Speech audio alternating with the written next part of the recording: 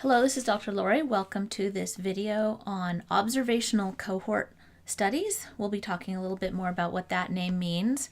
But for starters, the thing that I want you to keep in mind as we go through several of these video series is that there are two different kinds of observational cohort studies. And I think sometimes this is a point of confusion. We are almost always talking about the first kind, but then every once in a while we're talking about the second kind. And there are a variety of different ways that we can do each of these. I'm going to be giving you the most common and some of the goals we're hoping to reach with each one of them. So let's go ahead and get started with this very first one. So the first way we can do a study of a group of people is that we start off with a population and then we take what we would consider to be some kind of a random sample of that group. Random sample would be we want to tap into a group of people who represents ultimately that population in the end of our study, but we don't have the funds to study every single person in the population. So here we are taking some kind of a sample from that population, and a common example of this would be the Framingham heart study. Back in the 1950s, somebody got the idea, hey, why don't we study this group of people who live in Framingham, the city of Framingham? And they thought that was a great idea. They tended to be a population at that time who didn't move in and out a lot, and so they were very stable. They felt representative of kind of like the general population, and so let's go ahead and study this group. So they collected all of the people's permission to be included in this sample, and then what they did is they set out to, and I'm just going to draw one set, but they collected all kinds of information about exposure. So I'm going to put that here, exposure. And for any given exposure, that person could be exposed or not exposed. Now, they didn't just collect one exposure. If they're going to do something that costs a whole lot of money and they're going to follow people for decades forward in time, then they're going to want to collect a whole bunch of different exposures. Maybe they are demographic type exposures, such as risk factors that can't be changed. They also want to collect information about lifestyle choices, occupation, other things that people might be exposed to either in the environment or at their workplace. And so they collect this whole slew of exposures regarding this sample. And then that's where the waiting game starts.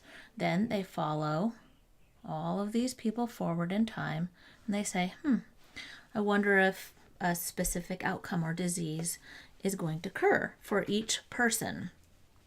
Now we've lumped them into these two groups here at the beginning. If we were to dichotomize based on, say, exposure to broccoli or no broccoli, we would have a certain set of people in the exposure group and a certain other set of people in the not exposure group. If we were to stratify on sedentary, we would have that they would be different exposure groups. Some people who were in the broccoli would not be in the sedentary and vice versa. So for each of these exposures, if they are in fact dichotomous exposures, we would have just a whole different variety of ways that we could group this original random sample into exposure versus not exposure. So don't think that just because I'm drawing it this way, there's only one exposure. There are usually dozens, if not hundreds, of exposures that we measure in this kind of a study. So Framingham Heart Study sought to evaluate all kinds of exposures, and specifically they were looking at heart disease, but that data has been used for a variety of different outcomes. And so we follow each of these groups forward and we see if the outcome has happened or not for each of the people in those groups. And so it could be that it did or did not, or within that particular time frame it did, but then in a longer time frame, or didn't, but then in a longer time frame it did. So that is kind of a map of what happens in this observational cohort. Specifically, this kind of a study is called a prospective study, and I'll show you why. If I were to draw another additional layer here, let's just say that this is time. When the researchers decided to start the study, that would be now. That would be considered now. That's when they collected their random sample, and generally at that very same time frame, they asked them all these questions about whether they were exposed or not to dozens or hundreds of different things. Then here's the part that's prospective. Prospective is that we follow those people forward in time, and often in intervals we reassess whether people have had this outcome or another one. And so over time, prospective time, we answer that question. So in summary, we assemble them based on some kind of a random sample from the population, the target population we intend to have something to say about.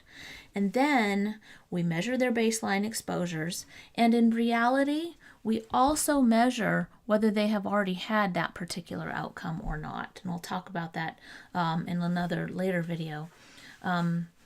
When we're thinking about whether this outcome has occurred, generally we want to only include people in this baseline group that haven't yet had a stroke or haven't yet had a heart attack or don't yet have cancer. And so we also, at that baseline, we often will ask about the outcomes that we're planning on measuring later, just so that we know that we're assembling a reasonable group so that we can see who develops this over time. And then the third thing is, so we assemble them based on a random sample, we measure their baseline exposures and also risk factors, disease status, all those kinds of things at baseline, and then we follow them forward and count new diseases. And like I said, we can actually count a whole bunch of different diseases. Usually a study is designed to have enough people in their random sample, the number of people that they include in their random sample, to be able to detect a specific outcome. But there are often many secondary outcomes that we can also look at. The study may not be powered correctly, but we can still get an idea of what's happening with those other outcomes. So with an observational cohort of this kind, we are observing, and that's one of the key points here. I am observing what people have chosen as their specific exposure. I'm observing what did people choose to eat for dinner? How did they set up their life? What kinds of things are happening for them? And I'm observing also what the outcome is that's happening. So in all counts, this is observational.